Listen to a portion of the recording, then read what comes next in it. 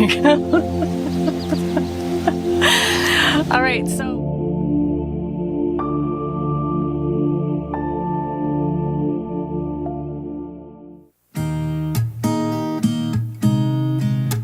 This week started slowly. Al was under the weather and then he passed the plague on to me. Also, we had some much appreciated rain. We finally had a nice day and we're up to working and got right to it. Everything is in bloom and all the birds are busy. Al planted this year's potatoes in a new patch and some other veggies to get us started. He ordered more seeds when he realized we were out of some of our favorites. Now we're going to be focused on getting the rafter tails sheathed with the old floorboards recovered from the old farmhouse. The rafter tails have only been burned at this point. They still need to be brushed and oiled. Quite a dirty job. As we've mentioned in previous videos, Shosugi ban is the technique that we've chosen.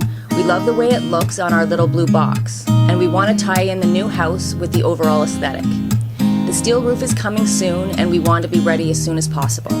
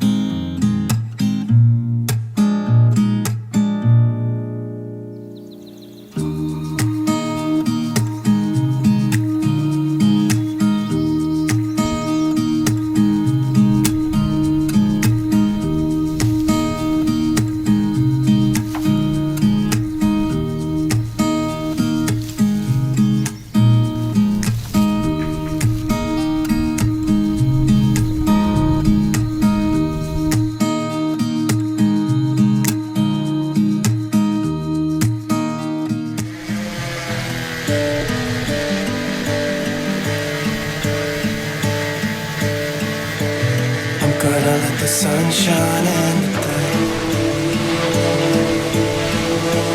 I'm trying to make this darkness go away. I'll paint with colors and I'll sing until my lungs give out. I'm gonna let the sun shine in today. And I will leave my windows open so that I can hear the sound of talking and the wind blowing in the trees. Oh, I will open up my eyes so I can see the light. Oh, and I'll try to spread my wings so I can fly. Oh, and the darkness starts to fade. Feels like things are gonna go my way. I'm gonna let the sun shine in the day. Gonna let the past be filled with smoke, and I will try to fix what has been broken, and take this weight off my shoulders, cause I know yesterday ain't coming back. I'm gonna let the past stay in the cold. I will listen to the ocean when it's unsaid, words unspoken, and I'll let my mind be carried by the waves. Oh, I will open up my eyes so I can see the light. Oh, and I'll try to spread my wings so I can fly. Oh, and the darkness starts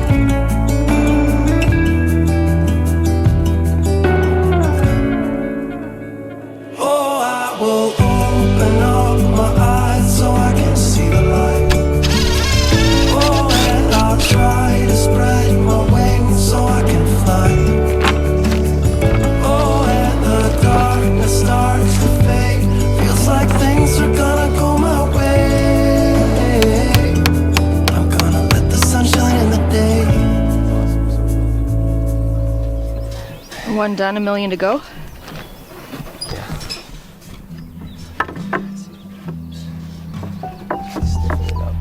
Easy rider on the highway, station wagon going slow, windows open, you are basking in the bluegrass radio. It is easy now to see you with your hand out on the wind. I keep this folded at the corner so that I could not forget. Folded at the corner so that I could not forget. Pink azaleas by your driveway shade our leisurely goodbye. In your terry cotton sweater, with your arms sweeping the sky. It was then I had a knowing. You were waving till the bend.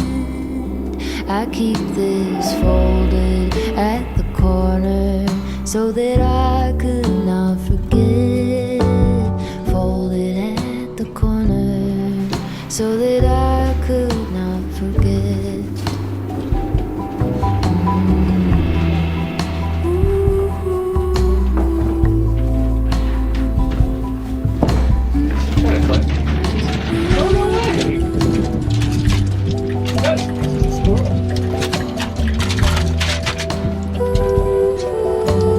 He wants to eat the stuff at the top. Let's take it flowers. I think so. That's interesting. I know. Not very good at collecting. No. He's not a squirrel. Well, she's just a chubby little thing. 11 miles on off day, and your shadow to the coast, past the surf and whitewashed beaches. Oh, hey everybody. Just a quick update. I know we've been we haven't put a whole lot of time in the house in the last couple of weeks. We appreciate everybody's patience. I know a lot of people are really more focused on the build than anything else, and for us, we've had some traveling that we've done. We're both a little under the weather, as you can probably tell from my voice. I picked up some seasonal plague and passed that along to Kim, so we're both just in the middle of recovering from that. On top of it, of course, too, life goes on around us, and our life is fairly manual. So I had to switch out our tires from winter to summer, and upon dragging them out of the tent, saw that 3 of them were leaking. Not leaking from punctures or anything like that, leaking around the sidewalls, which really sucks because it meant that we had to pop the bead on both sides of all those 3 tires and then clean them out, like basically sand and clean the inside of the rim because there was corrosion on the inside that was kind of delaminating, separating, allowing air to escape. Very slow leaks, but leaks nonetheless. So that took some time to clean those up and then reseat them and install them. On top of that, found a flat on the tractor. I hadn't done that in a long time, since like high school shop class, so I had to order some tire spoons and things, wait for those to come in, and then I swapped a new tire onto the rim of the front left wheel of the tractor. I might be able to repair that, but that's a story for another day. So there was that, and then oil changes for the truck, oil changes for the tractor, and then an oil change for the compressor. Hadn't done that in a while. I didn't want to let that lapse too long. So, just little things like that, and of course collecting rainwater and all that fun stuff that kind of comprises our day-to-day. So that being said, back to the house. We have the rafter tails. So for those of you who who aren't aware, what we're doing is we've got OSB decking that goes up to the walls but stops there, and then the rafter tails right now are uncovered. We want to put solid wood on top of those strips, kind of in a traditional style, so that when you see it from the bottom, because we won't have soffit enclosure, we're going to have vents at the top of the walls as part of our venting system underneath the deck of the roof that goes all the way up to our fancy roof ridge vent that we have that's coming with our roofing materials.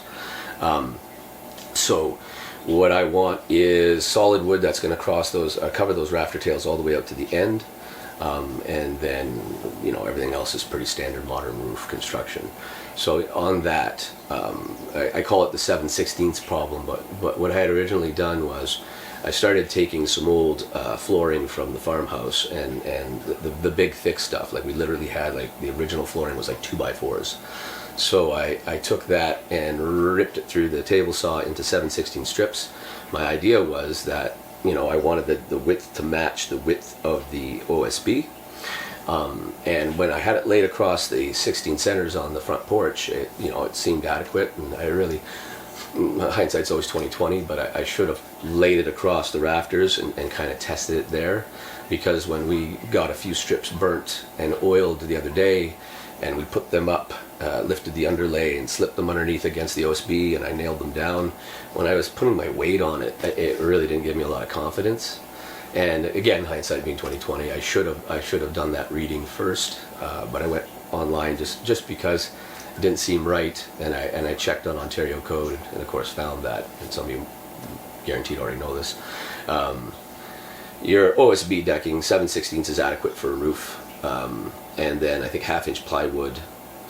Then when it comes to solid wood, you actually need 3/4 inch, and it makes sense. So if you think about plywood, that's like alternating veneers that are glued and pressure treated together into a solid board. And then OSB, of course, is just chips of wood that are same thing. They're all, OSB stands for oriented strand board, so it's all these strands, chips that are all pressed and going in different directions. That's why OSB doesn't really have any directional requirement when you install it, because it's as strong on the sides as it is front to back and everything else. So learning that the hard way, that we've got all these strips that I cut that are 7/16 that are not strong enough and wouldn't meet code. So it's only for 6 inches past the OSB, but nonetheless, I do not want to be in a situation where one day I go on the roof and step on it and it gives way or whatever.